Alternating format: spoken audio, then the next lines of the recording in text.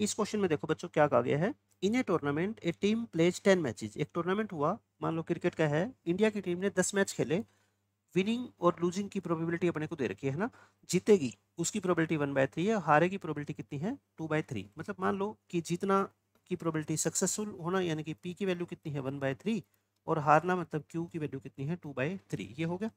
10 match खेली है, x किसको डिनोट करता है बच्चों, जितने मैच टीम जीतती है ना, X be the number of matches that the team wins, and Y फिर क्या हो जाएगा, जितने मैचेस टीम लूज करती है। तो एक्स क्या हो गया बच्चों, एक्स हो गया number of matches 1, number of matches 1, और y क्या हो गया, नंबर ऑफ मैचेस लोस्ट। तो x प्लस y कितना होगा बताओ, 10 ही होगा ना, क्योंकि टोटल मैच तो कितने हैं 10 ही है। और प्रोबेबिलिटी में आपको पता है ड्रॉ वगैरह का कोई केस नहीं होता, सिर्फ या तो हारेगी टीम या जीतेगी।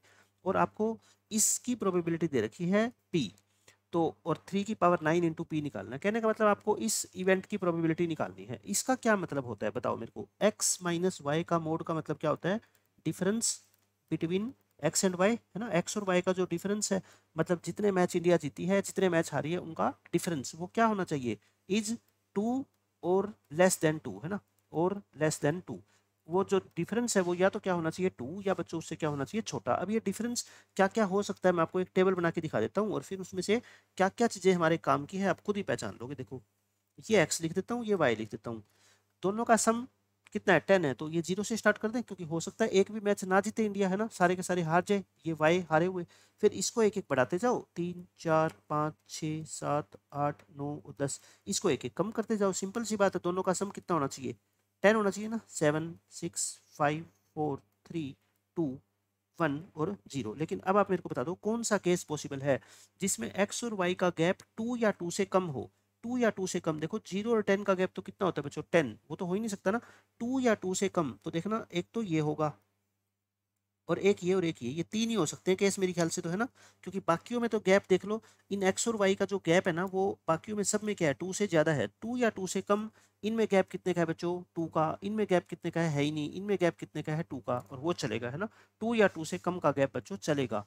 तो इसका मतलब ये हुआ, आप ना अब किसी को सक्सेस मान लो, देखो बाइनोमियल डिस्ट्रीब्यूशन से मैं इस क्वेश्चन को अब सोल्व करूंगा। आप सक्सेस किसी को मान लो, चाहे एक्स की वैल्यू को मान लो, चाहे वाई की वैल्यू को मान लो, उससे कोई फर्क नहीं पड़ेगा है ना। हम विनिंग को ही मान लेते हैं। सक्सेस किसको मान लेते हैं बच्चों, विनिंग दी मैच।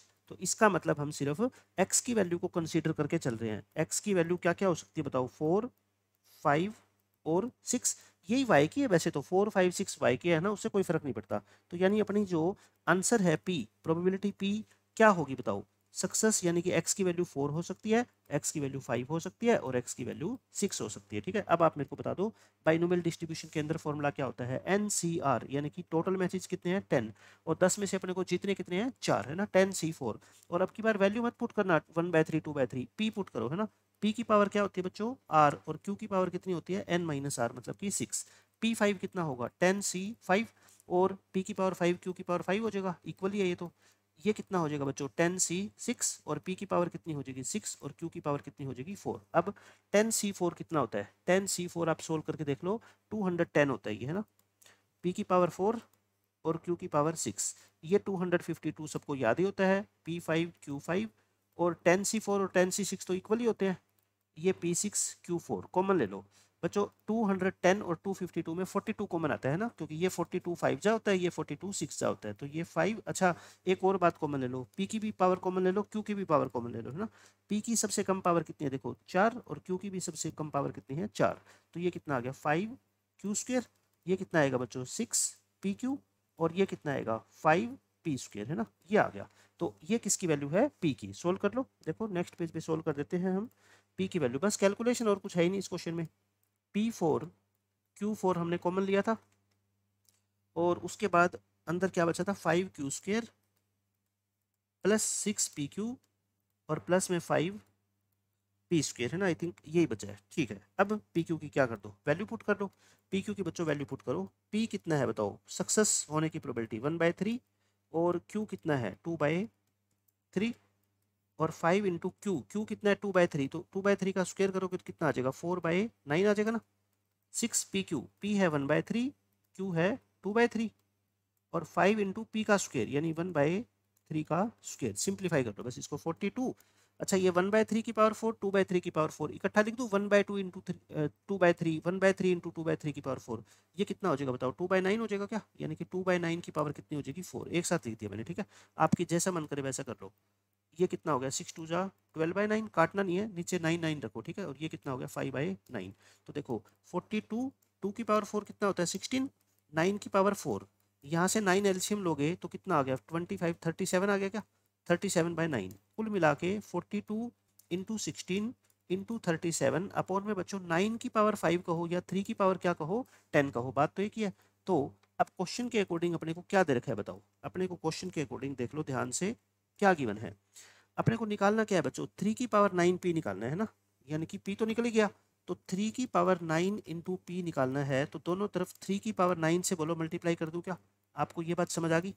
दोनों तरफ बच्चों 3 की पावर 9 से क्या कर दो मल्टीप्लाई, ये एक पावर बच जाएगी नीचे, यानी कि 42 इंटू 16 इंटू 37 अपॉन 3, ये 14 इस पे काट दो, तो 14 into 16 into 37, 14 into 16 into 37 solve कर लो, आंसर आ जाएगा 8288, ये इस क्वेश्चन का आंसर है। तो अच्छा क्वेश्चन था, बट आसान था, कोई मुश्किल नहीं था, है ना। अब ये क्वेश्चन देखो, ये बहुत ही ज्यादा इंपॉर्टेंट क्वेश्चन है। इस तरह के क्वेश्चन प्रोबेबिलिटी में 2024 में बेशक ना पूछे गए हो, एक ही क्वेश्चन आया, बट 2025 में पूरे चांस है काफी क्वेश्चन इस पे आएंगे। देखो सेट थ्योरी के अंदर भी, प्रोबेबिलिटी के अंदर भी।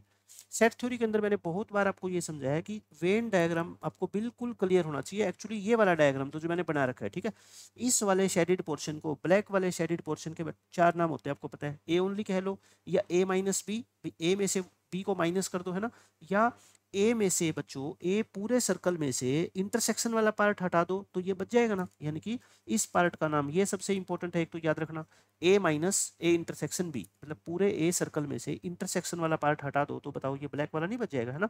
और एक ये वाला, ये दो नाम काफी इंपॉर्टेंट है कि देखो क्या याद कैसे रखोगे, माइनस की जगह क्या लगा दो इंटरसेक्शन, और इससे जो अगला सेट है उसके ऊपर क्या लगा दो कॉम्प्लीमेंट लगा दो, ठीक है। तो यानी कि ये दोनों बातें क्या होती है बच्चों सेम होती है, ये चारों बातें सेम है, ए ओनली कह लो, ए माइनस बी कह लो, या माइनस की जगह इंटरसेक्शन लगा दो और बी का क्या कर दो कॉम्प्लीमेंट, या फिर आप ये कह दो कि ए सेट में से इंटरसेक्शन वाला पार्ट हटा दो तो अपना ये शेडेड पोर्शन आ जाएगा। सेम इसी तरीके से इसके भी 4 नाम है, ठीक है। अब इस क्वेश्चन को देखो क्या कहा गया आपसे, Ajay will not appear in JEE exam with probability this, मतलब अजय जेई के एग्जाम में अपीयर नहीं होगा उसकी प्रोबेबिलिटी 2/7 दे रखी है। इसका मतलब क्या हुआ, probability that Ajay will not appear, है ना, अजय अपीयर नहीं होगा बच्चों उसकी प्रोबेबिलिटी है 2/7। अजय अपीयर होगा उसकी प्रोबेबिलिटी कितनी हो जाएगी, प्रोबेबिलिटी दैट अजय अपीयर्स, उसको मैं पी ए नाम दे देता हूँ, है ना, Ajay, P A for Ajay, तो 1 में से 2/7 घटा दो 5/7 होगी, है ना।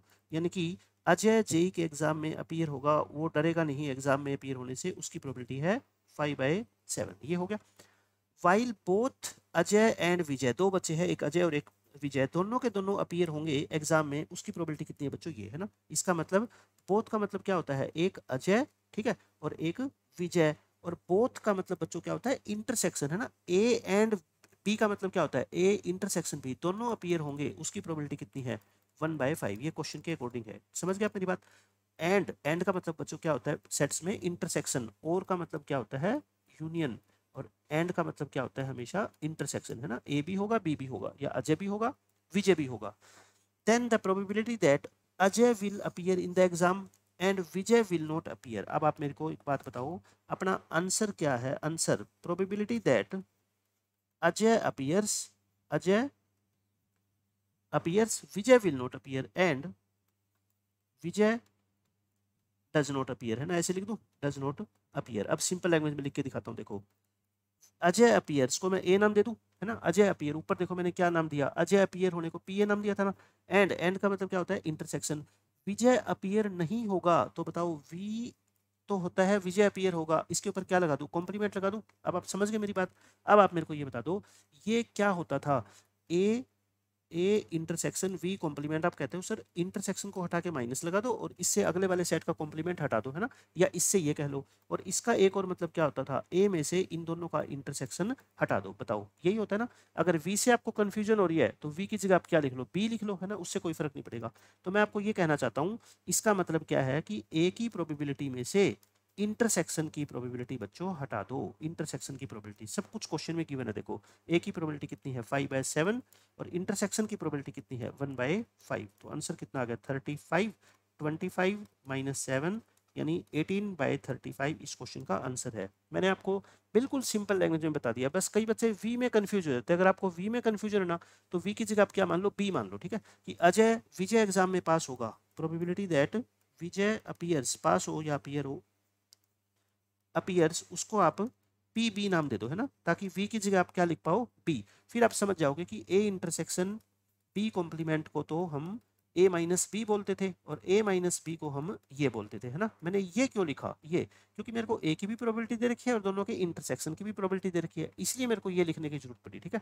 तो इस क्वेश्चन का आंसर क्या आ जाएगा 18/35।